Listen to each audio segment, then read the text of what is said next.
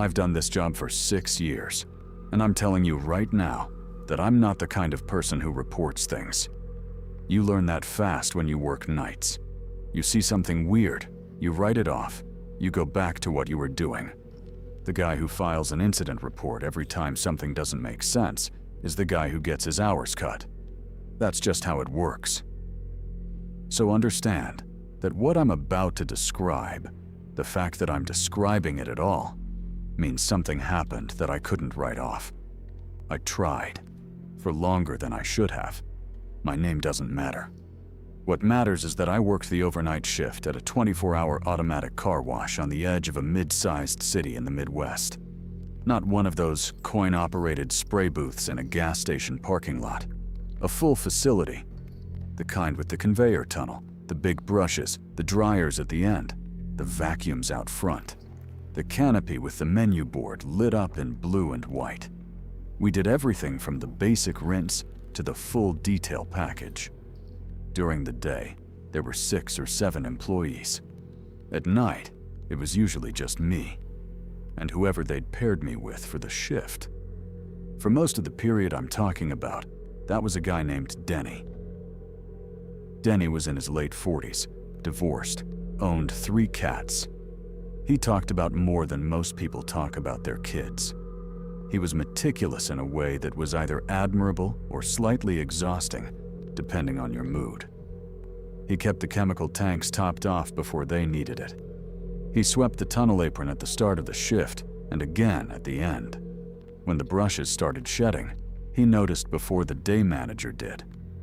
He was the kind of coworker you stop appreciating until he's gone, and then you miss him in a very specific and practical way. The car wash itself was built sometime in the mid-80s and had been renovated twice that I know of. The tunnel is about 120 feet long, maybe a little more. Cars pull in at the front. The attendant gets them positioned on the conveyor track, and then the car rolls through on its own. There's no one inside the tunnel while a car is going through. That's not a rule they post on the wall or anything, it's just how it works. The conveyor pulls the car, the equipment does its thing, and the car comes out the other end clean. You'd have to actively want to be in there during a cycle to end up in there. The brushes alone would make it unpleasant. The dryers at the end run at around 140 degrees for the first 2 seconds of contact. I'm telling you all this because the question you're going to have, the question I had, is whether what happened was even possible. And the answer is that it shouldn't have been. Mechanically, operationally, physically, it shouldn't have been possible. But I'm getting ahead of myself. The night it started was a Tuesday in late October. This isn't me setting atmosphere. That's just when it was. Tuesdays were slow. Most nights were slow. You'd get a rush around 11 when the bars started filling up, and people with too much to drink decided they needed clean cars for reasons that made no sense. And then another small wave around 2 or 3 when the same people left. And between those, you mostly stood around, restocked supplies, ran equipment checks, watched the monitors. We had 4 cameras, 1 at the entrance, 1 over the pay terminal, 1 at the tunnel mouth where the car gets loaded onto the conveyor, and 1 inside the tunnel itself, positioned about 40 feet in, mostly there to catch equipment jams before they got worse. The tunnel camera was on a monitor in the booth, black and white. Not great resolution. You could see the car, you could see the brushes working, you could see the foam. You couldn't see much detail.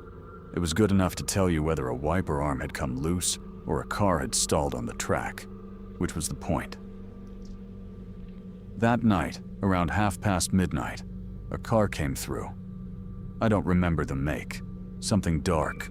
Sedan, probably 10 years old. Paid at the terminal. Pulled up. I guided it onto the track and stepped back. Standard thing. I watched on the monitor while Denny refilled the spot-free rinse reservoir in the back. The car went through. Nothing unusual in the first 40 feet. The pre-soak hit it. The foam dropped. The first brush came down. Then the monitor showed something I spent the next 10 minutes explaining away. Behind the car, far enough back that it wasn't touching the brushes, just a shape, upright, moving at the same pace as the car, which meant it was moving at the pace of the conveyor, which meant it was on the conveyor. I watched it for maybe 6 seconds before the car reached the second brush array and blocked the camera's view entirely. I told myself it was a reflection. The brushes, when they're coated with foam, do weird things to the light. The tunnel walls are white, and under the overhead fluorescence, everything gets slightly overexposed. I had convinced myself it was a brush artifact, some trick of the soap and the light, before the car even came out the exit end. The car came out clean, no one in it. Of course, no one in it. The driver had paid at the terminal and walked back to their car from outside. I waved them forward to the vacuum stations, and they pulled up and started doing whatever they were doing, and I walked back to the booth and sat down. The shape on the monitor had looked like a person, not like a dark smear or a weird shadow. It had looked like someone standing, facing forward, the same direction the car was traveling. The proportions were wrong to be anything other than that. I rewound the footage. The system kept a rolling 24 hours on a hard drive in the booth. I found the timestamp, scrubbed back to the right moment, watched it again. The shape was there. It was there for about 8 seconds of footage, visible in the gap between the rear of the car and the left wall, before the second brush array occluded it. Then the car exited, and the tunnel was empty. I watched it 3 times. Then I closed the footage window and went back to the live feed, because the thing I kept coming back to was that the car had exited with its driver inside, and the driver had driven away normally, and nothing about any of that had been unusual. Whatever I was seeing on the monitor had not followed that car out.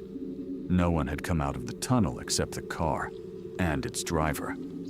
If there had been a person in there, they would have come out the other end. Denny came back, and I almost said something. I had the sentence ready. Something like, "Hey, did you see anything weird on the monitor a few minutes ago?" But I looked at him, and he was in the middle of counting something, and I let the sentence go. It felt like too little to say out loud. A shape on a bad monitor. He'd have a reasonable explanation, and then I'd feel like an idiot for the rest of the shift. So I wrote it off. Brush artifact, bad resolution, eye-catching something in the foam. Done. The next 2 weeks were ordinary. I forgot about it almost completely. October turned over into November, and the cold came in, and business dropped off. The way it always does when people decide their car doesn't need to be clean if it's just going to get salt sprayed on the highway the next morning. We were down to maybe 20 cars a night on average, sometimes fewer. I spent more time on maintenance than on actual washes. Denny started bringing a thermos of something that smelled like cider and listening to talk radio through an earbud when the shift got slow. The second time happened on a Friday. I remember it was Friday because I was thinking about the fact that I'd promised to call my brother that weekend and kept forgetting, which is the kind of thing you think about when you're standing around with nothing to do at 2 in the morning. A truck came through. Big pickup, crew cab, lifted. The kind of vehicle that barely fits in the tunnel, and they almost always make me nervous because of the side mirror clearance. The driver was a heavyset guy in a canvas jacket who paid cash at the terminal. We still had a cash option on the terminal, though most people used cards, and he walked back to his truck and pulled up to the tunnel mouth, and I guided him in. The truck was so wide that when I watched the monitor, it basically filled the tunnel frame. You could see the brushes working on the side panels, and that was about it. I wasn't watching for anything. I was mostly just making sure the side mirrors didn't catch. And then the truck slowed down. That happens occasionally. The conveyor has 2 speeds. and sometimes the load sensor at the front adjusts down if the vehicle is heavier than average. The truck slowed, moved through the second brush array, and in the brief moment before it reached the dryer section, the camera caught a gap on the left side between the truck's cab and the tunnel wall. Same shape, same upright posture, same facing direction. This time I watched it for 11 seconds before the truck moved into the dryer section. Denny was in the booth with me.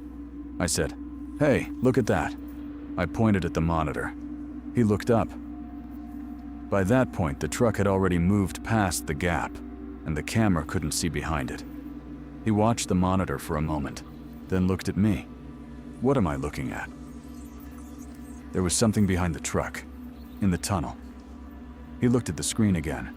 The truck was coming out the exit end. The big dryers running. The driver visible in the cab. Normal. Completely normal. Like what? I didn't know how to answer that without sounding like an idiot. I don't know. It looked like a person. Denny made a face that was not unkind. Foam does that sometimes. The brushes throw it back, and it catches the light weird. "Yeah," I said. "That's probably what it is." He went back to his cider thermos and his talk radio. I guided the truck driver to the vacuum stations and went through the routine.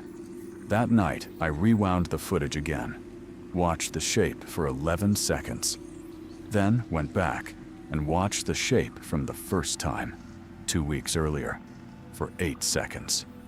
Different cars, different sizes, different times of night. The shape was the same both times. Same height, same posture, same forward orientation. If it was a foam artifact, it was producing the same artifact twice in 2 weeks, in completely different conditions. I sat with that for a while. Here's the thing that I keep coming back to, the thing that makes this hard to talk about even now. I have a brother. Younger. His name is Cal. We grew up close, and then got less close the way people do when they're both in their mid-20s and trying to figure out what their life is. And then we got less close again when his marriage fell apart, and he moved 3 states away and started being the kind of person who doesn't answer texts for 2 weeks and then calls at 10 at night, wanting to talk for 2 hours. I love him. He's one of the few people I actually love, if I'm being honest. But we had a falling out. It's not important exactly what about. But it was bad, and it was my fault more than his. And I'd been carrying that for about 8 months by the time October came around. Every time I thought about calling him, I'd think about what I'd actually have to say, and then I wouldn't call. That doesn't connect to anything I've described yet. I'm telling you that, because it's the context you need for what came later. At the time, I didn't think it was connected to anything either. The third time happened 10 days after the second. A small hatchback, Wednesday night, barely anyone on the road. Denny had stepped out to the parking lot to call one of his daughters. I was alone in the booth. The hatchback was halfway through when I saw the shape again. This time, I was ready. I was already leaned toward the monitor when it appeared, and I noticed something I hadn't been positioned well enough to notice before. The shape was not moving exactly at the pace of the conveyor. It was slightly slower, incrementally, measurably. The car was pulling ahead of it. Not by much, maybe 6 inches over the full time it was visible, but the shape was falling behind, which meant the shape was not on the conveyor. It was walking. I went outside before I even decided to. The exit end of the tunnel is around the left side of the building. You can't see it from the booth. There's a wall, and then the dryer exhaust vent, and then the vacuum canopy, and you have to walk around to see the exit mouth itself. I walked fast. Not running. I wasn't running. I just walked fast around the corner of the building while the hatchback was still inside, and I stood at the exit mouth of the tunnel and waited. The dryers kicked on. The hatchback came through, the driver visible, the car clean and steaming slightly in the cold air. I was standing maybe 8 feet back from the tunnel mouth, close enough that the driver probably saw me and thought I was doing an exit check, which we don't actually do. But whatever.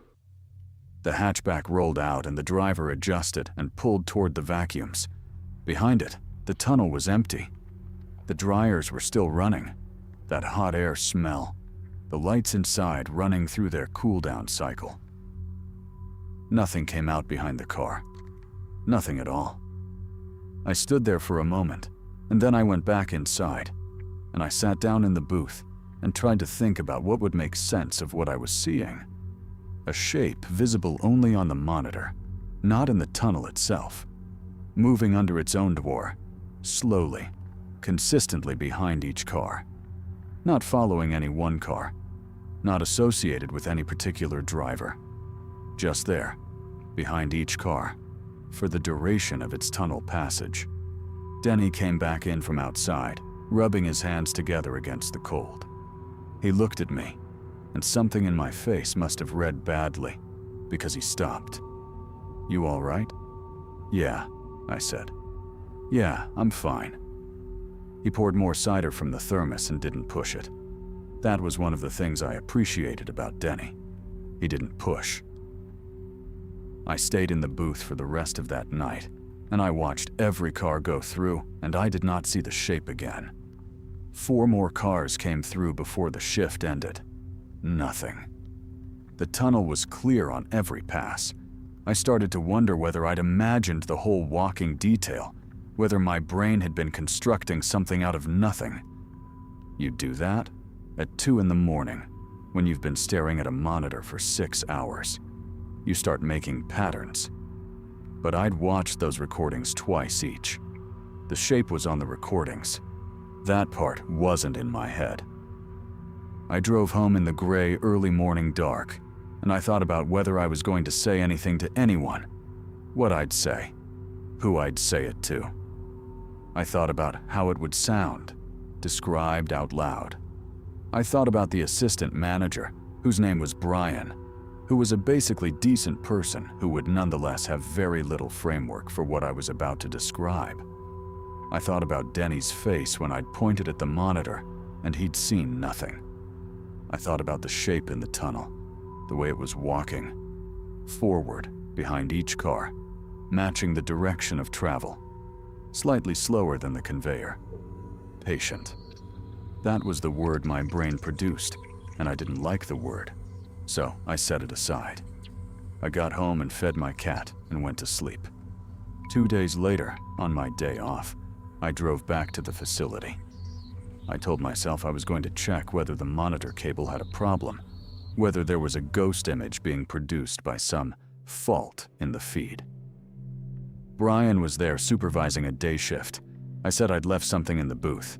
He waved me through. I spent 20 minutes looking at the camera housing inside the tunnel. The camera was mounted at about 10 feet, angled down and back toward the entrance, covering most of the first 40 feet from its position. The mount was clean. No vibration looseness. No condensation on the lens. The cable ran up the wall and through a conduit to the booth. I checked both ends. Everything was tight. No kinks. No partial disconnects. I went into the booth and looked at the monitor. The image was sharp and stable. A car was in the tunnel at that moment, a minivan, and I watched it go through. The brushes, the foam, the standard sequence. No shape behind it. On my way out, I paused at the tunnel mouth and looked down the length of it. 120 feet. Under the fluorescence, the white walls made everything look overlit. The conveyor track ran straight through the center. The brushes hung still at their rest positions, some of them still dripping. The air inside smelled like chemical lavender and hot rubber. It was perfectly ordinary. Everything about it was perfectly ordinary. I drove home and called my brother. He didn't pick up. I left a voicemail that I'm not going to repeat here because it doesn't matter, except that it was the first time I'd heard my own voice say his name out loud in about 8 months. I sat in my car in my parking lot after I hung up and listened to the engine tick while it cooled. That was the week before it changed. Cal called back the next morning while I was still in bed. I almost didn't answer because I didn't recognize the number. He'd switched carriers at some point and hadn't told me, and I have a policy about unknown numbers that usually serves me well. Something made me pick up anyway. Instinct, maybe. Or just the fact that it was 9 in the morning and I'd been half awake for an hour already, lying there with nothing better to do. We talked for 40 minutes. It wasn't easy. It wasn't the kind of conversation where you resolve things and feel good afterward. But we talked, and he said some things, and I said some things. And by the end of it, we'd agreed to try harder. That was the phrase he used. Try harder. Not forgive, not move on. Just try harder. It was enough. For then, it was enough. I went to work that Thursday feeling something I hadn't felt in a while. Lighter isn't quite the right word. Less encumbered, maybe. Like I'd set something down that I'd been carrying so long I'd stopped noticing the weight. Denny noticed. He said, "You seem better," when I came in, and I told him I'd talk to my brother. He nodded like that explained everything, which I suppose it did. That night was quiet. Maybe 12 cars total, spread across the shift.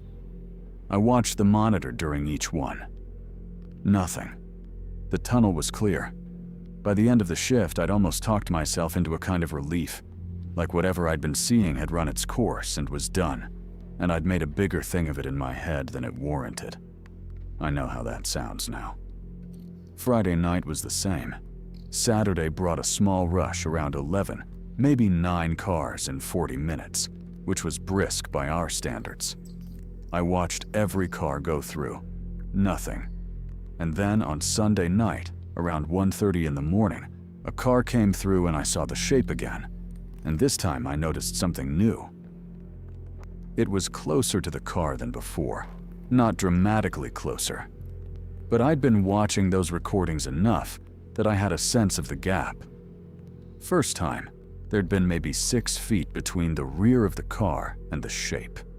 Second time, similar. Third time, I'd been outside at the exit, so I hadn't clocked it as carefully. But this time, the gap was maybe 4 feet. 4 feet, and closing slightly as the car moved through the tunnel. I didn't go outside. I stayed in the booth, and I watched the monitor until the car exited. The driver pulled up to the vacuums. Normal. Completely normal. I told Denny I was going to check the spot-free rinse levels, and I went to the back of the building and stood there, next to the chemical tanks for about 5 minutes doing nothing, just running the numbers in my head. 4 times now, increasing proximity each time. Same posture, same orientation, same direction. Walking, not riding the conveyor, and nothing ever coming out the exit end. I started keeping notes that night. Just in my phone, in the Notes app, the kind of thing that looks like a to-do list if someone glances at it. Date, time, which car, approximate position of the shape relative to the rear bumper. I backdated entries for the first 3 incidents as best I could remember. Then I started writing down the things I still didn't understand. Not because I thought writing them down would answer them, but because I needed to see if the questions were coherent. The main one, where did it go? If something was in the tunnel behind each car, and the car came out the exit end, and nothing came out behind the car, where did it go? The tunnel had no side doors. I'd worked there for years. I knew every inch of that building. There were no exits in the tunnel itself, just the entrance and the exit. The walls were solid. The ceiling was maybe 14 feet up at the highest point, and there was nothing up there except the equipment tracks and the lighting rigs. You couldn't go up. You couldn't go sideways. The only way out was the way in or the way through. Unless it went back. Turned around and walked out the entrance end before the car finished its cycle. I pulled the booth recordings for those 4 nights when I got home Monday morning. I went through each one methodically. The entrance camera showed the relevant time windows. Cars coming in, being guided onto the track. The attendant me, usually stepping back, and then nothing. No figure leaving the tunnel mouth after any of those 4 cars. The camera angle wasn't perfect. There was a blind spot on the right side of the entrance that the mirror we'd put up only partially addressed, but a person walking out of the tunnel mouth toward the parking lot would have been visible. No one walked out. I sat with the laptop open and the footage paused on the last frame I'd checked, and I thought about the blind spot. How wide it was. Whether a person who knew the camera placement could navigate from the tunnel mouth to the parking lot without appearing on film. The word deliberate came to my head, and I didn't like that either, so I closed the laptop. I called in a question to the equipment manufacturer's service line the following week, not about the shape. I asked about monitor artifacts, specifically ghost imaging on the tunnel camera, whether certain brush speeds or foam densities could create consistent false positive shapes in the footage. The technician I got was helpful and thorough, and told me that ghost imaging in tunnel cameras was almost always a lens condensation issue, or occasionally a refresh rate problem with older monitors, and that both would produce smearing or doubling of existing objects rather than distinct new shapes. She asked if I wanted her to walk me through a lens check procedure. I said no. I thought I had it under control. What I had was the opposite of that. The following Friday, Denny called out sick. I was alone for the whole shift, which happened occasionally. Brian had offered me a temp coworker, a kid who'd been doing day shifts for a few weeks. But I'd said I was fine and declined, which was probably a mistake in retrospect. Being alone meant I was running between the booth and the tunnel mouth constantly, which meant I was watching the monitor less carefully than usual. By midnight, I'd had maybe 14 cars, and I was tired in that specific way you get when you're doing the physical movement of 2 people's jobs with 1 person's body. My feet hurt. The temperature had dropped outside, and the cold kept finding its way through the tunnel mouth, this steady current of November air moving toward the blowers. At 12:40, a car pulled in. Mid-size, silver, older model. The driver was a woman in her 30s, alone in the car. She paid at the terminal. I guided her onto the track. She put the car in neutral, and I stepped back. I was at the tunnel mouth rather than in the booth, watching it live, not on the monitor. From the tunnel mouth, you can see the first 20 feet or so before the angle cuts off. The car moved in, and the pre-soak engaged, and the foam came down, and the first brush lowered. And then the car was out of my sight line, and I went back to the booth to watch the monitor. The car was midway through. The shape was behind it. I don't know what I expected to feel the 5th time. By then, I'd had enough exposure to it that the initial jolt was gone, replaced by something harder and colder. I watched the monitor and I tracked the gap. Closer than last time, maybe 3 feet now. The shape was still upright, still forward-facing, still moving at that slightly slower than conveyor pace. The car was pulling slightly ahead, which meant the gap was narrowing.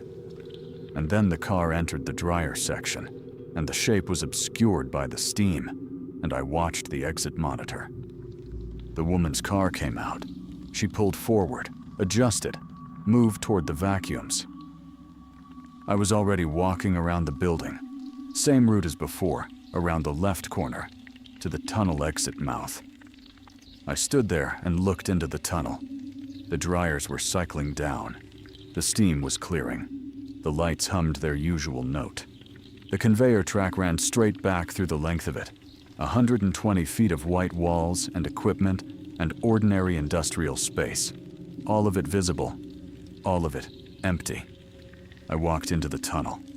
I'd been inside it before, during maintenance, when everything was off. You don't go in during operation, can't, really.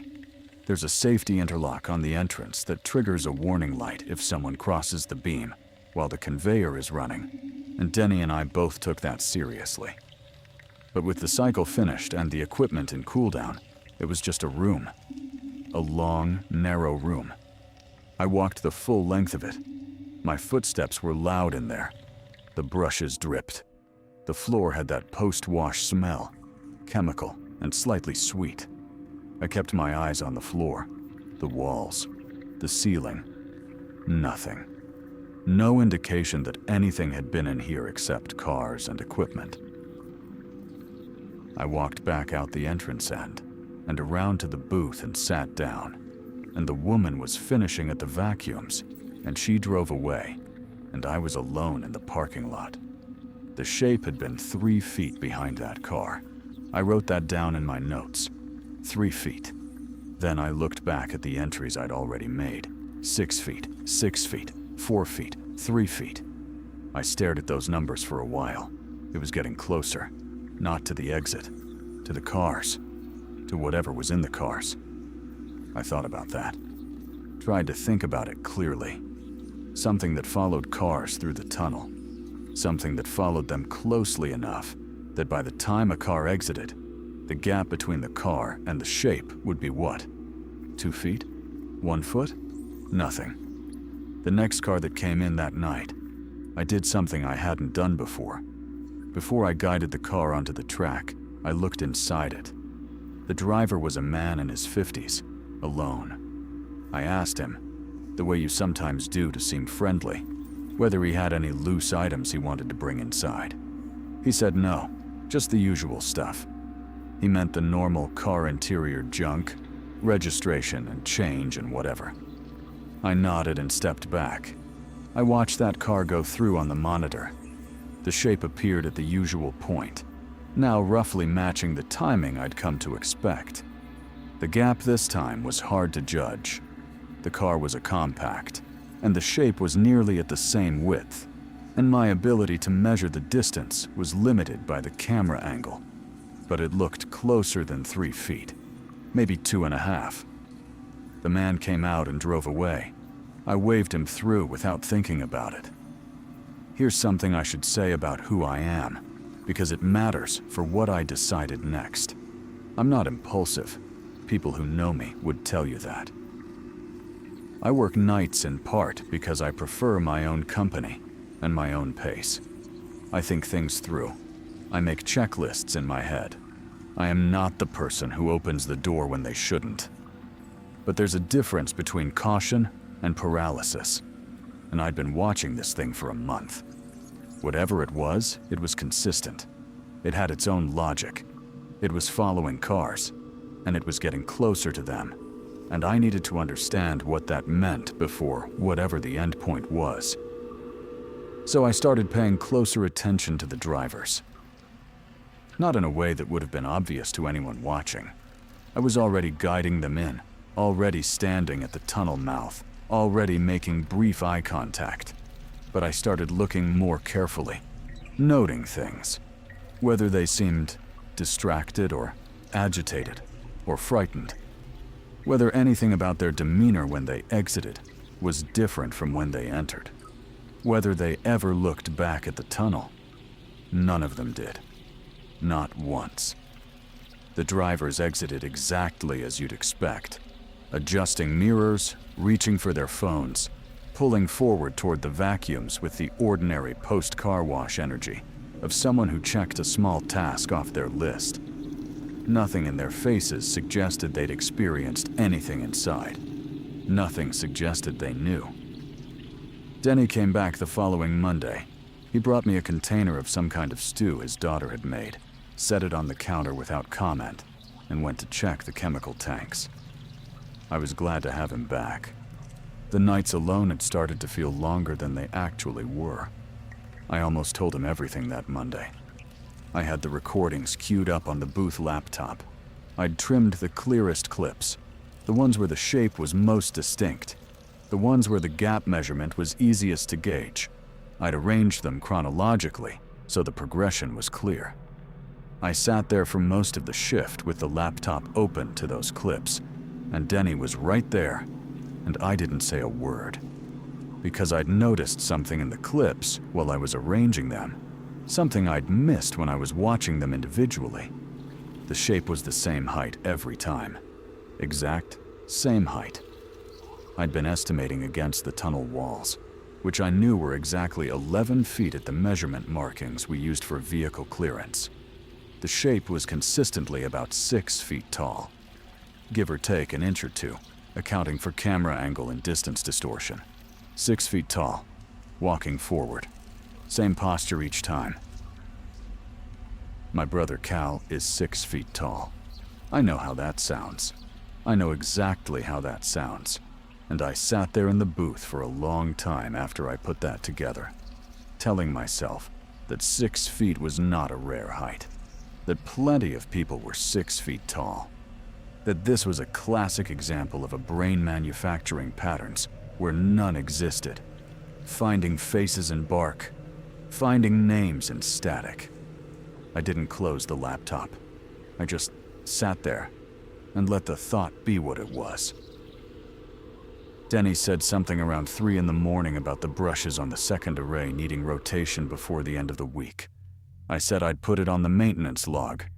He ate some of the stew he'd brought, offered me some, and I shook my head. Outside, it had started to snow, the first snow of the year. It came down lightly, the kind that doesn't accumulate, just dusts the parking lot and the roof of the cars, and melts when it hits the wet concrete near the tunnel mouth. I watched it come down through the booth window and thought about the fact that Cal lived 3 states away and had no car, relied on transit, and would have no reason to be at a car wash in the Midwest at 2 in the morning. I thought about the last time I'd actually seen him in person. 14 months. We'd had a meal at a diner near his old apartment. The falling out happened 2 weeks after that. I'd said something I couldn't take back, and he'd said something back that I deserved. And then we'd both gone quiet for 8 months until I'd left that voicemail. I thought about how relieved I'd been when he called back. Then I closed the laptop and put it under the counter and finished my shift. I did something I'm not proud of the following week. I went through the terminal payment records. I wasn't supposed to have access to those. Technically, they lived on the back office system, which was Brian's domain. But the booth computer was networked to the same system for end-of-shift reporting, and Brian had never changed the default admin password, which I knew because he'd logged in once while I was standing next to him. I'm not going to pretend I had a clean reason for doing it. I wanted to know if the same car had come through more than once, if there was a vehicle that appeared in the records on each of the 5 nights I'd logged the shape. There wasn't. I cross-referenced every transaction from those 5 nights against the others. No plate appeared on more than one of them. The cars were all different. Different makes, different states, different payment methods. Nothing connecting them, except that they'd all come through the same tunnel on the same shift. I don't know exactly what I was hoping to find. Some part of me wanted a person, a specific person connected to a specific car, someone I could point at and say, "There's your explanation." Someone doing something, however strange, that was still within the category of things people do. What I got instead was randomness. Completely ordinary randomness. 5 different cars, 5 different drivers, none of whom had anything in common except the hour. I deleted my access logs as best I could and closed out the system and told myself I was done investigating. I lasted 4 days. What broke it was a conversation I had with a regular. We had a handful of people who came through consistently. The same car every week or 2, always the same time. One of them was an older man, 70s probably, who drove a tan Buick that he kept in immaculate condition. He came through every other Wednesday around midnight, always paid cash, always declined the vacuum stations, and did his own interior by hand. I'd spoken to him maybe a dozen times. Small talk, mostly. Weather. Whether the road salt was bad this year. He'd mentioned once that he'd worked in manufacturing, something to do with conveyor systems, which is why he'd taken an interest in our setup and asked questions about the tunnel equipment that were more specific than I usually got from customers. His name was Gerald. I only knew this because he'd written it on a complaint form once, about 2 years earlier, objecting to a billing error, and Brian had pointed him out to me afterward and said to give him a discount next time. Gerald came through on a Wednesday night while Denny was on a bathroom break. I guided the Buick in, watched it go through. No shape that night. I'd started tracking which cars produced the shape and which didn't, and the pattern was still invisible to me. No consistency in vehicle size, time, weather conditions, nothing I could isolate. The shape appeared when it appeared. When Gerald finished at the vacuums, he rolled down his window before pulling out, the way he sometimes did, and said something about the temperature, how the cold was getting into his joints, the usual. And then he said, almost as an afterthought, "You ever get anybody coming through twice in one night?" I looked at him. "What do you mean?" He made a vague gesture toward the tunnel. I was in the lot a while back, waiting for my wife. She was picking me up here, don't ask, and a car came through. And then I thought I saw someone walking around the side of the building. Figured they'd come out the exit end, and was walking back to the entrance for some reason. Strange is all. When was this? He thought about it. A few weeks back. October. Maybe. Early November. Night like this. Cold. He shrugged. Probably just an employee. Probably, I said. He drove away. I stood in the parking lot and watched his taillights disappear onto the highway. The cold was doing something to my sinuses, and I stood there breathing through my mouth for a moment before going back inside. Someone walking around the side of the building, coming from the exit end, moving toward the entrance. Gerald had seen it from the parking lot, meaning it had been physically present. Not a monitor artifact, not a camera ghost, a person, or something that looked like a person, moving along the exterior of the building from the exit end to the entrance end after a car had come through. Going back. I walked the exterior of the building that night after Denny left for a supply run. The side of the building that connected the exit end to the entrance end was about 40 feet of blank exterior wall. No doors, no windows. A security light on a motion sensor that covered the main parking lot, but left the sidewall in relative shadow. The ground there was a narrow strip of gravel between the wall and the chain link fence that separated our property from the industrial lot next door. I took my phone out and turned on the flashlight and walked that strip of gravel slowly. It was packed down and mixed with broken asphalt, and it didn't hold impressions well. But I was looking at it when I was close to the exit end corner, and I could see that the gravel was disturbed. Not dramatically. Not a footprint.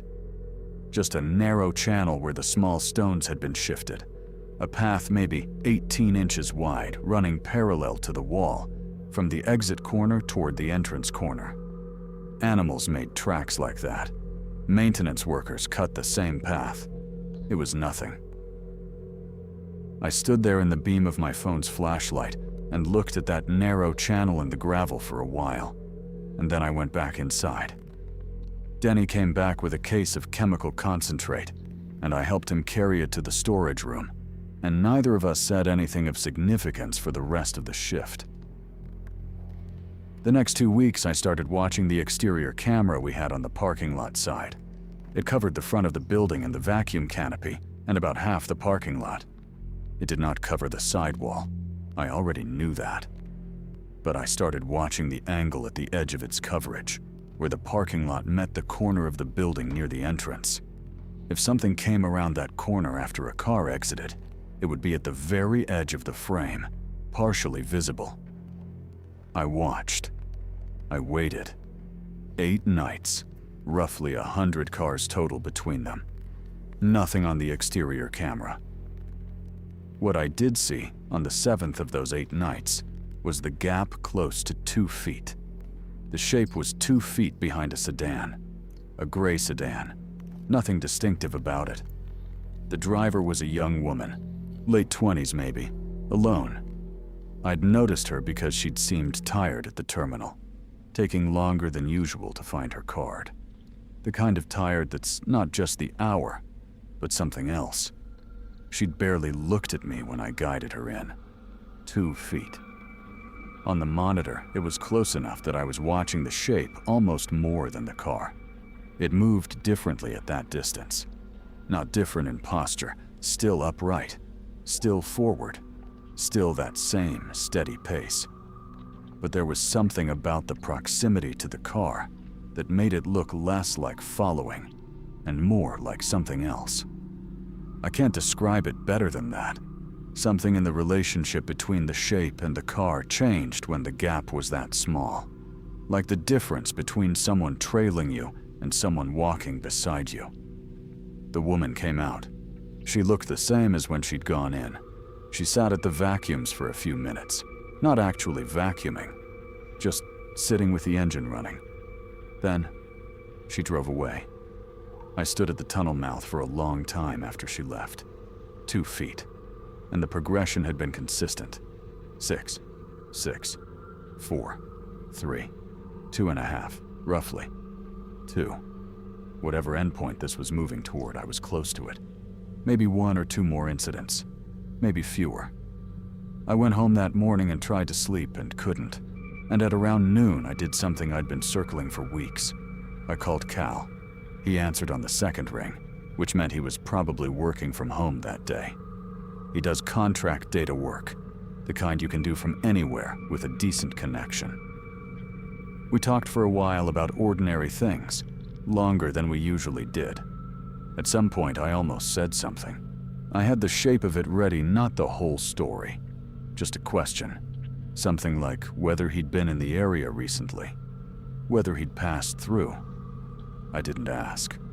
I don't know why. Self-consciousness, maybe. The feeling that saying it out loud would either make me sound unhinged or make it more real than I was ready for it to be. Instead, I told him I was glad he'd called back. He was quiet for a second, and then said he was glad I'd left the voicemail. We left it there. After I hung up, I lay in bed and stared at the ceiling and thought about the timeline. The first time I'd seen the shape was late October. The conversation I'd had with Cal, the first one in 8 months, had been in early November, after the third incident. The shape had been appearing before we'd made up. Its appearance wasn't caused by our reconciliation, but the distance had been decreasing since then. I turned that over for a while. Couldn't do anything useful with it. Correlation, not causation. I was connecting dots that had no business being connected. Denny called me the next afternoon. He had a doctor's appointment Thursday. Nothing serious, just a follow-up. But he was going to be late coming in, and could I handle the start of the shift alone? I said of course. He thanked me, and then said, the way he sometimes did when he was about to change the subject, "Hey, you doing all right?" "Yeah," I said. "Why?" "You've just seemed like you're somewhere else. Last couple weeks." I told him things were fine. Just tired, winter adjustment. He accepted that because he's not the type to push. But after we hung up, I sat with the question. Whether I was somewhere else. Whether it showed. Thursday, I came in alone and opened up. The first car through was at 9:47. A van. Nothing notable. I watched the monitor. Nothing. Second car, 10:15. Nothing. Third car, 10:50. The third car was a black coupe, 2-door, alone in the parking lot when it pulled in. The driver was a man I couldn't see clearly at the terminal, the light was bad, and he had the collar of his jacket up against the cold. He paid by card, and I noted on the payment terminal readout that the card processed normally without any error, and he walked back to his car, and I guided him in. I went to the booth and sat down in front of the monitor. The car entered the tunnel. The pre-soak engaged. The first brush lowered. The shape appeared at the rear of the car, and the gap was approximately 1 foot. I was watching so closely that I registered the moment before I'd consciously processed it. 1 foot. The car was still moving. The shape was still moving. 1 foot of distance between the rear bumper and whatever this was. My hand was on the emergency stop panel before I'd decided to touch it. We had a panel in the booth with 2 physical switches. One paused the conveyor, one killed the whole tunnel system. They were there for equipment jams, for safety incidents, for situations where the car had to stop mid-tunnel. Activating either one mid-cycle required a manual restart afterward and triggered a log entry that went to the system and to Brian's maintenance report.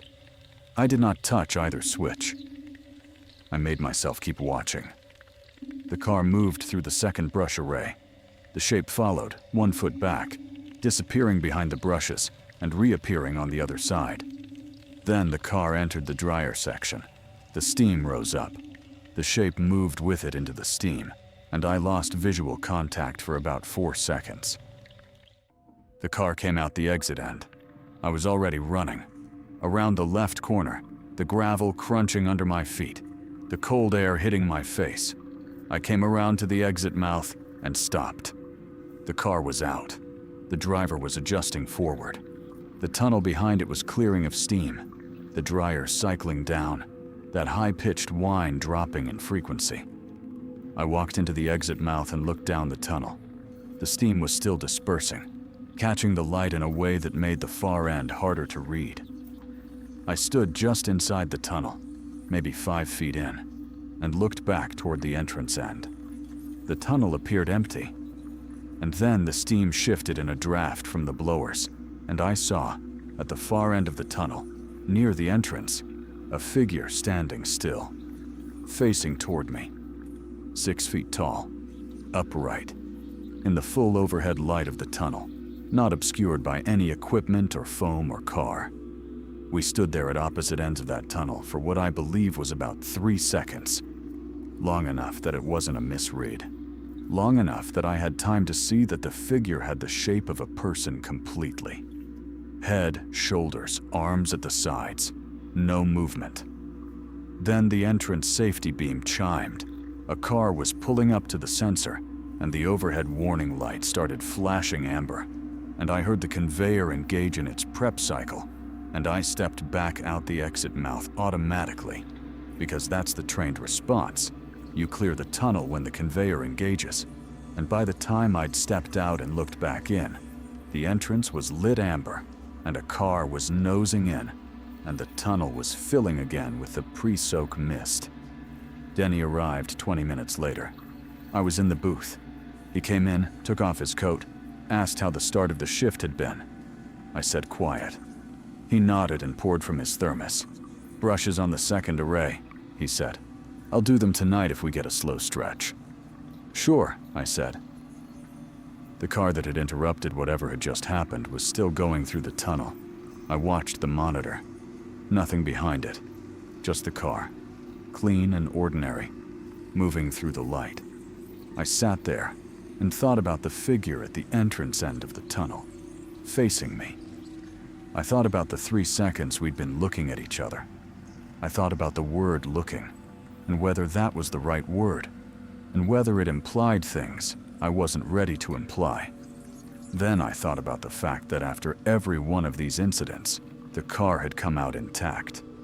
The driver had come out intact. Whatever this was, in 6 occurrences, it had never hurt anyone. It had followed cars through a tunnel, in proximity that was increasing, and then it had gone somewhere, and then the next time it had come back. Not hurting anyone, but getting closer. I didn't sleep much that day. Maybe 3 hours in 2 separate stretches. The kind of sleep that doesn't actually rest you. I kept coming back to those 3 seconds in the tunnel. The amber light flashing. The figure at the entrance end, standing still, facing toward me across 120 feet of white-walled space. The thing I couldn't get past was the stillness. It hadn't moved when the warning light came on. hadn't reacted to the sound of the conveyor engaging. A person, surprised at the entrance end of a car wash tunnel when a car started pulling in, would have stepped aside, would have done something. The figure had just stood there, and then the mist had come up, and it was gone. I thought about Gerald's description. Someone walking around the side of the building, going from the exit end back to the entrance. It went back every time. Came through with the car almost to the end, then went back. Over and over. Getting closer to whatever was in the car. Getting closer, and then retreating. Unless the end point wasn't the exit. Unless what it was doing in the tunnel had nothing to do with where the car was going. That thought sat with me for the rest of the day, and I couldn't dislodge it. Friday night, I came in and told Denny I wanted to drive my car through. He looked up from the maintenance log. "Your car?" "Yeah, we do it for employees, right? I haven't run it through in months." He shrugged. "It's your car wash." It wasn't my car wash. But he didn't mean it literally. He meant I had the same access to the employee perk that he did, and he wasn't going to question why I wanted to use it at 11:45 on a Friday night. My car is a 10-year-old Civic. Gray, 4-door, dented on the passenger rear quarter panel from a parking lot incident in 2021. Nothing remarkable about it. I pulled it up to the terminal and ran it through as a full wash, employee discount, and guided myself onto the track, which meant walking back and getting in and positioning the wheels in the guide. And then I put it in neutral and got out and stepped back. I went directly to the booth. I sat in front of the monitor and I watched my car go through. The shape appeared at the 40-foot mark, right on schedule, behind my car. The gap was approximately 1 foot, same as the previous incident, maybe slightly less. I was watching it with the specific attention of someone who already knew what they were looking at. And for the first time, I tried to focus not on the gap, but on the shape itself. In the clearer portions of the footage before the second brush array, in the gap where the camera angle was best, I could see that the shape had definition I hadn't noticed before. Or maybe I'd noticed and hadn't let myself process. Arms. The outline of arms at the sides, slightly bent at the elbows. A head that was distinct from the shoulders. Height and build that were, I have to say this carefully, consistent with a specific person I know rather than just a generic, upright human shape. My car came out the exit end and rolled to a stop at the vacuum station because there was no one in it to pull forward. I went out and got in and pulled it up properly and sat there for a moment with the engine idling. I was shaking. Slightly, but enough to feel it in my hands. Not because of the shape, because of what I was about to do. I drove my car around to the entrance end and got in line. Denny was at the terminal booth and he raised an eyebrow when my car appeared. I rolled down the window and said, "Running it through again. There's a spot on the hood." There wasn't a spot on the hood. He looked at me for a second and then nodded and waved me to the tunnel mouth. I guided my car onto the track, and this time I didn't step out. I stayed in the car. I put it in neutral, the way you're supposed to, and I sat in the driver's seat while the conveyor caught and the car started moving. The safety interlock beeped when it registered a person inside. There's a weight sensor in the guide track, and it's calibrated to alert when the vehicle carries more than the expected weight for the car type, but the interlock doesn't stop the cycle. It just logs it and beeps twice. I'd seen drivers accidentally leave pets in cars and trigger it before. Denny would have heard the beep from the booth. I didn't care. The pre-soak hit the windshield and the hood simultaneously, and the sound was like rain amplified. And then the foam came down and the visibility went to 0 in the first 15 seconds. I sat in the driver's seat with my hands on my thighs and waited. The first brush hit the roof and the car shuddered. That sound is different from inside, much louder. The brushes are soft, but there's weight to them, and the frame vibrates. The windshield wipers had clicked off automatically when the foam hit the sensor. I turned them back on out of reflex and immediately turned them off again. They did nothing in the foam, just smeared. I was approximately 30 feet in. The foam was starting to clear on the side windows, running down in sheets. The tunnel walls were close, maybe 3 feet from either side of the car. I'd never noticed how close they were from inside. The car moved through the first brush array and into the middle section, the area the camera covered. My area. I looked in the rearview mirror. Through the clearing foam on the rear window, in the tunnel behind me, there was nothing. I held that, kept looking. The car moved. The second brush array was coming up ahead. I could see the hanging brushes in the wash of light. Behind me, the tunnel was clear. And then the car shuddered with the second brush contact, and the sound filled everything. And when the brushes lifted and the foam thinned, I looked in the rear view again. The figure was there. Not 6 feet back, not 3 feet, not 2.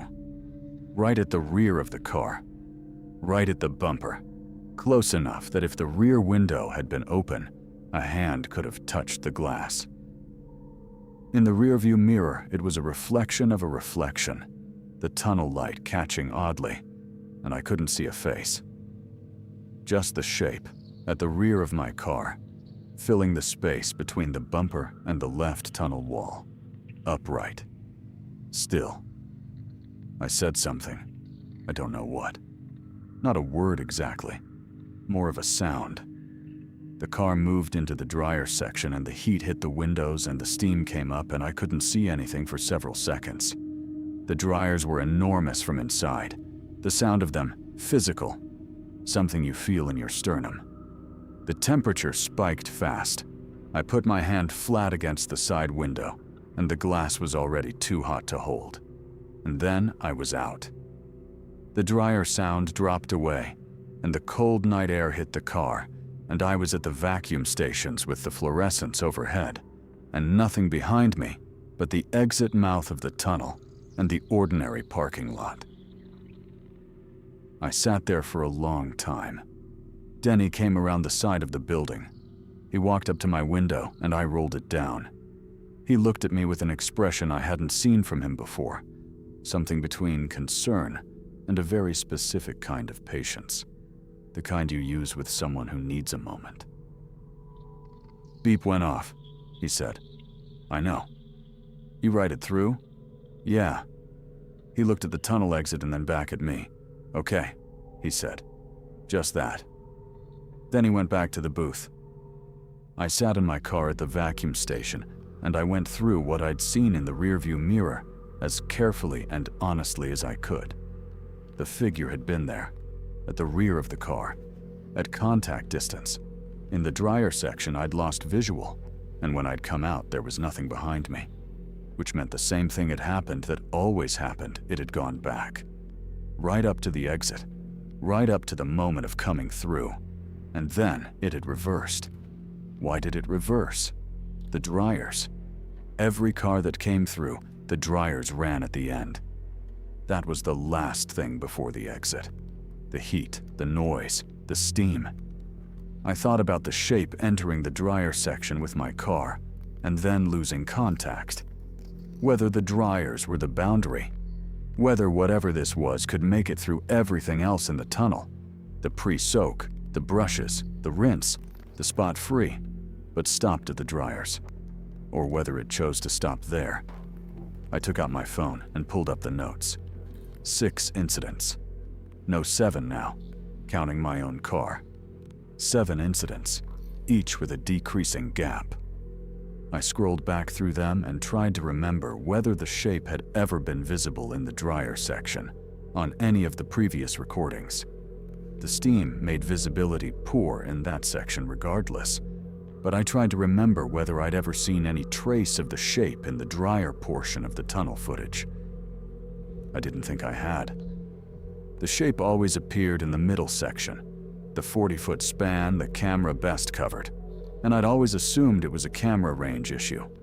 But if the shape wasn't entering the dryer section at all, then the camera range wasn't the explanation. I called Cal from my car in the parking lot. It was almost 1 in the morning. He answered on the 4th ring, voice thick with sleep. "Hey," he said. "What's going on? You okay?" "Yeah, sorry. I know it's late." A pause. Some movement on his end, probably sitting up. "No, it's fine. What's happening?" I didn't know how to start. I sat there with the phone against my ear and the car engine ticking cool around me and the parking lot lights buzzing overhead, and I said, "I need to ask you something and I need you to just answer it straight." "Okay," he said. Cautious now. "Have you been here?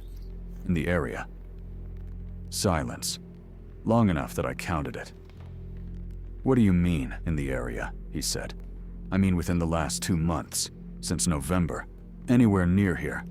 Driving through, anything." Another pause. "No," he said. "I haven't left the city in 6 weeks. You know I don't have a car." A beat. "Why are you asking me this at 1 in the morning?" I closed my eyes. Something's been happening at work. It's hard to explain. "Try." So I told him.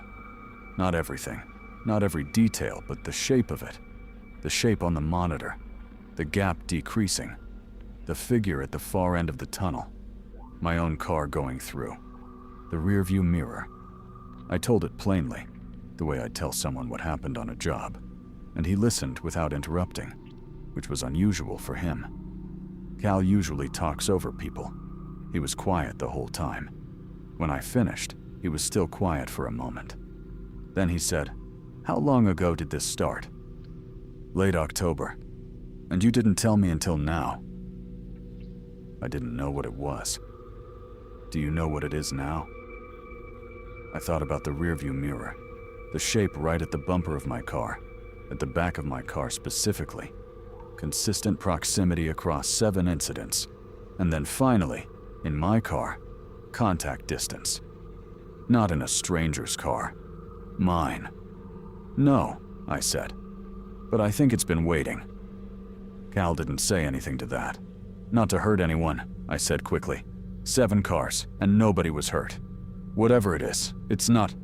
It doesn't seem to want to hurt anything, and it just keeps coming through and getting closer and then going back. Going back where?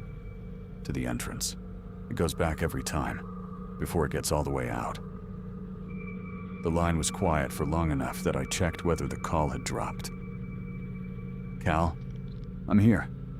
His voice was different, careful in a specific way. "You said it started in October. End of October. First time I saw it." "October," he said again, more to himself than to me. "What?" He exhaled. Not a sigh exactly, more like someone making a decision about what to say. "I was in a bad way in October. I don't think I told you. I don't think I told anybody. Just a bad stretch. The kind where you start thinking about whether things would be easier a different way." I didn't say anything. I knew what he meant by a different way. "I'm not there now," he said quickly. "I'm okay now. But in October, before you left that voicemail, I was in a pretty bad place." I sat in my car in the parking lot of the car wash where I worked nights and stared at the light above the vacuum canopy and held the phone. "You left a voicemail in November," he said, "and I called you back, and we talked. And then I started being okay. Gradually. I'm fine now. I want to be clear about that." "I know," I said, "but whatever started in October." He stopped, started again on. "I'm not saying I believe in anything. I'm not that kind of person. But if something started in October, and it's been getting closer to your car since then, and October is when I was." He didn't finish. "Yeah," I said. "What does it want?" I thought about the dryers, the boundary at the end of the tunnel, something that came through everything. got to the last threshold, and turned back. Every time. "I don't know," I said, "but I think I have to go back in." Cal told me not to. Clearly, directly, without hedging. He said, "Don't do that." And when I didn't immediately agree, he said it again. I told him I wasn't going to do anything dangerous, that I'd be on foot, that I could stop anytime, that I'd done it already once and come out fine. He said going through in a car was different from going through on foot, and I said I knew that. He said he didn't want me doing this on his behalf, and I said I understood. But this wasn't entirely on his behalf anymore. It was mine too. I needed to understand what was in the tunnel. He was quiet for a moment, and then he said, "Call me after. I will. Tonight. Not tomorrow. After." "Yeah, I will." I hung up and sat in the car for another few minutes. The parking lot was empty. Denny was in the booth. No cars had come through in the last 40 minutes, which was normal for this time on a Friday. The post-bar rush had already cleared, and the 2 a.m. wave hadn't started yet. We had a window. I thought about what I was actually proposing to do. Walk into the tunnel, on foot. During a non-operational period, no car in front of me, no conveyor running. Just walk in from the entrance end and see what was there. If the figure only appeared during a car's cycle, I'd find nothing. Empty tunnel, white walls, the chemical smell, the dripping brushes. I'd walk the length of it, come out the exit end, go back to the booth. That was the most likely outcome, and I knew it. Whatever the shape was, it had only ever appeared in connection with a moving car. Without that context, there was no reason to expect anything. But I had to know. That's the only way I can explain it. Not curiosity exactly. More like the feeling before a difficult conversation. The way you sometimes have to say the thing out loud, even knowing it might not go the way you want. Because not saying it becomes its own kind of damage. I went to the booth and told Denny I was going to do a maintenance walk of the tunnel. We did these occasionally, checking brush wear and track alignment, always with the system in standby.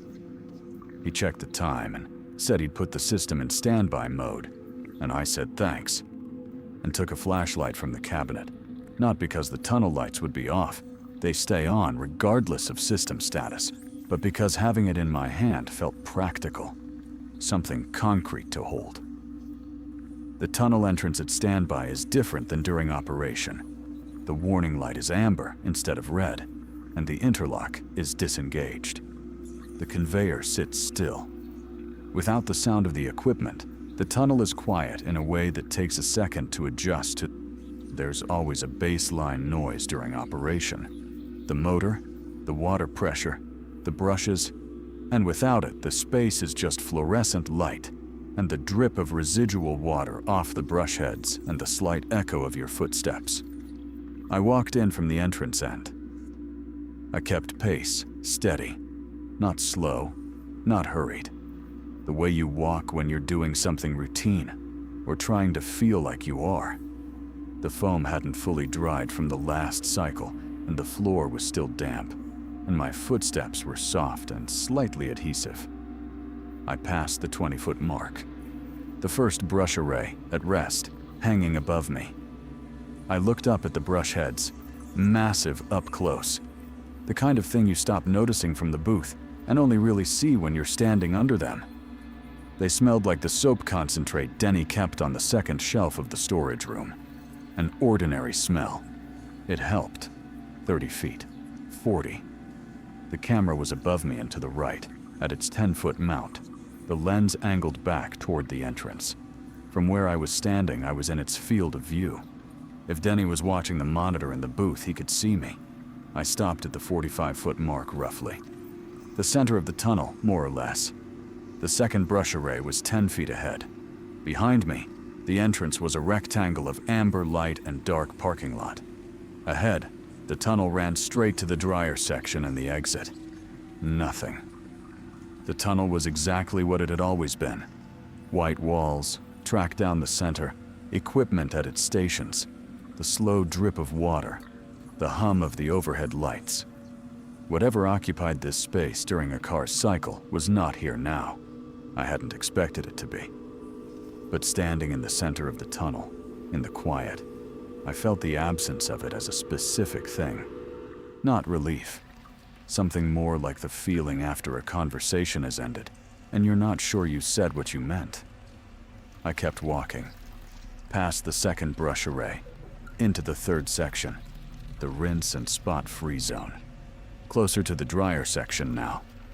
The temperature was slightly higher here, even with the system in standby, residual heat in the coils.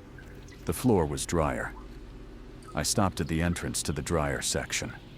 The two dryer units flanked the tunnel, large metal housings with the vent slats facing inward, positioned at the last 15 feet before the exit.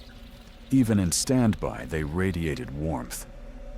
The tunnel between them narrowed slightly due to the housing dimensions, maybe 6 inches narrower on each side, enough to notice. A car with a wide profile would have clearance issues if it drifted on the track. I stood at the threshold of the dryer section and looked at the exit mouth, 20 feet ahead.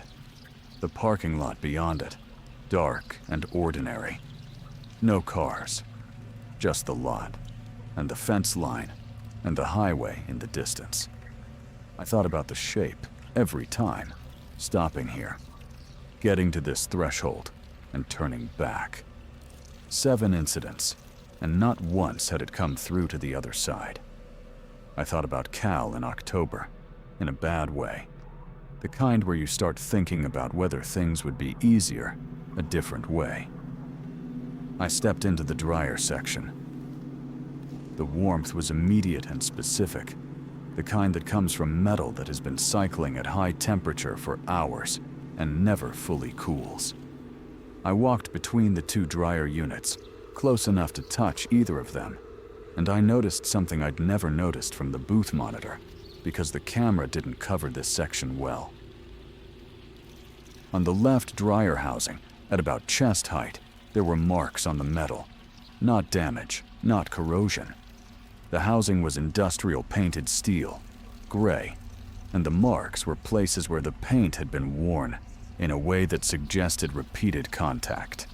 Not gouges, not scratches, the kind of wearing that happens when something presses against a surface regularly over time. 2 places, close together, each roughly the shape and size of a hand. Not pressed hard, just resting. I put my own hand against the left mark and it fit. Palm and 4 fingers, thumb slightly out. The size was right for my hand, for most adult hands. I stood there with my palm against the worn place on the dryer housing and looked at the exit mouth. From this position, you could see the vacuum canopy, the parking lot lights, the edge of the highway, the outside world 10 feet away. This was as far as it had come.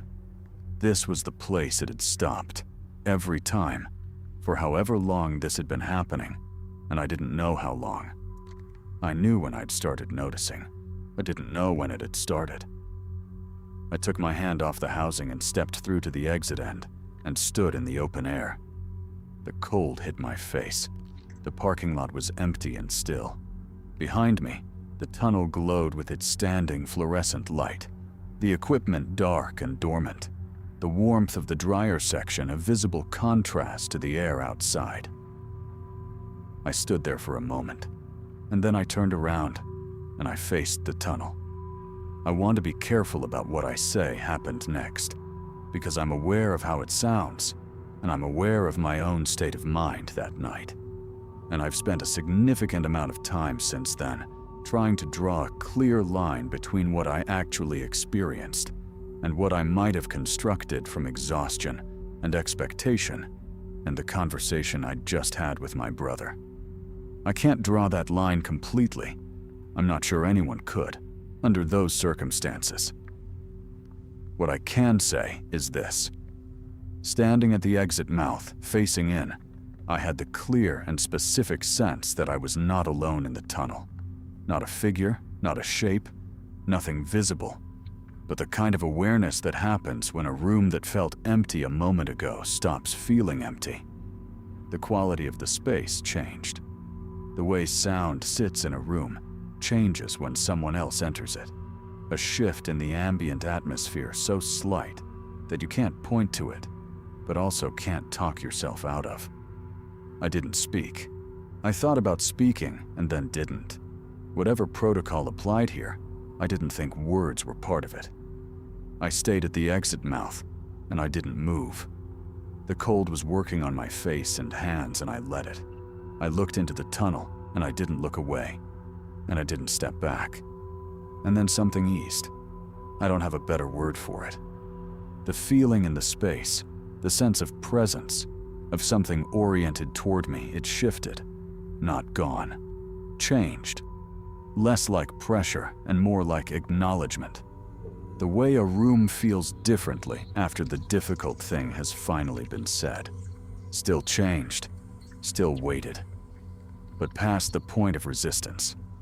I stood there until the feeling was entirely gone. I don't know how long that was. My phone said I'd been in the tunnel area for 11 minutes total from when I'd entered the entrance end. But that felt wrong.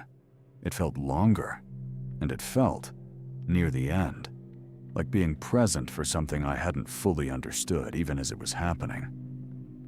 I walked back through the dryer section, past the worn marks on the housing, through the rinse zone, past the brush arrays, through the foam zone, out the entrance and into the amber-lit parking lot. Denny was at the tunnel mouth.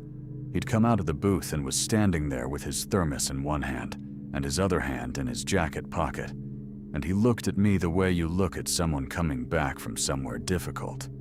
Not concerned, not asking, just present. "All good?" he said. "Yeah," I said. "Track's clean. Brushes look fine." He nodded and handed me the thermos. I poured some of the cider into the cap because I didn't have a cup and drank it. It was mostly cold by then, but the sweetness was good. We stood there for a minute without talking. A car turned into the lot from the highway, headlights sweeping across the entrance canopy. Our first customer in over an hour. Denny set down the thermos, and I went to the terminal and guided the car through, and that was that. I called Cal at 3:20 that morning from the booth while Denny was doing the brush rotation in the back. The call connected on the first ring. "You okay?" Cal said. "Yeah." "What happened?" I looked at the monitor. The tunnel was empty and still. The equipment cycling through its end-of-hour maintenance flush. The camera showing nothing but white walls and the familiar geometry of the place. Ordinary. The most ordinary thing. "I don't think it's going to come back," I said. A pause. "Why not?" "I think it did what it came to do." Another pause, longer. I heard him exhale. Which was what? I thought about the warm metal under my palm, the worn places, the absence of damage on any driver, any car, all 7 times. Something that followed cars through a tunnel and got closer over weeks and stopped just short of the end, every time, until it stopped. Until I stood at the other side and faced it and let it know I was there. "I don't know exactly," I said. "I think it needed to know I was paying attention." I heard him shift on his end. When he spoke again, his voice was quieter. "Are you talking about the tunnel?" "Yeah," I said. "I'm talking about the tunnel." He was quiet for a moment. Then he said, "I'm glad you called me. In November." "Me too." "I mean it." "I know," I said. "I know you do." We stayed on the line for a while without talking. That kind of call, where the talking part is finished but neither person hangs up. Outside the booth window, the highway was empty. Just the road wet under the sodium lights. And the night was what it always was. Denny came back and saw me on the phone and went quietly to his corner with his thermos and his talk radio turned low. I watched the monitor. The tunnel was empty. The brushes dripped. The track sat still in the fluorescent light, waiting for the next car. After a while, Cal said he should sleep. I said, yeah, same, even though I had 2 hours left in the shift. We said goodnight. The shape never appeared in the tunnel again. I watched for it. Not compulsively, but consistently, for the rest of that winter and into the spring. Every car that came through, I checked the monitor. I kept the Notes app entry open for a while, and then one day I deleted it. Not because I decided it hadn't happened, but because the record felt like the wrong way to hold it. Denny never asked me directly. I appreciated that. Though once, in February, on a slow night, he said something that I've thought about since. He was looking at the monitor, and he said, almost to himself, "This job, you see some things." Just that. I agreed with him, and he didn't push it, and we moved on to something else. I still work there. Different hours now. I moved to a split shift when Brian reorganized the schedule in the spring, so I'm on until 2 instead of 5. It changes the character of the nights a little. Less of the deep quiet, more of the late evening traffic. I don't mind it. Cal came to visit in April. First time we'd seen each other in almost 2 years. We drove past the facility on the way from the airport, and I didn't point it out. I don't know why. It felt like the right call. Some things you carry as private weight, not because they're shameful, but because explaining them would require more words than the thing itself warrants, and the words would get the proportions wrong. He's doing well. That's the part that matters. He's doing well, and we talk most weeks now, and last month he mentioned he was thinking about a different city. Closer to me, maybe, which isn't confirmed yet, and I'm not putting too much weight on it. But I think about those worn marks on the dryer housing sometimes. The 2 places where the paint has been rubbed away by something pressing there, repeatedly, gently, over what must have been a long time. Just resting there at the last threshold. Close enough to touch the outside world. Not crossing, just present. I think about what it must have felt like, whatever it was, to get that close and stop. To do it again and again until someone finally came around to the other side and stayed there. Until someone who should have been paying attention a long time ago turned around and looked. I don't know what it was. I'm not going to tell you I do. But I know it didn't come back. And I know my brother is okay. And I know that the tunnel is just a tunnel now, white walls, moving track, the brushes doing their work, the dryers running hot at the end. Cars go in. Cars come out clean, that's all.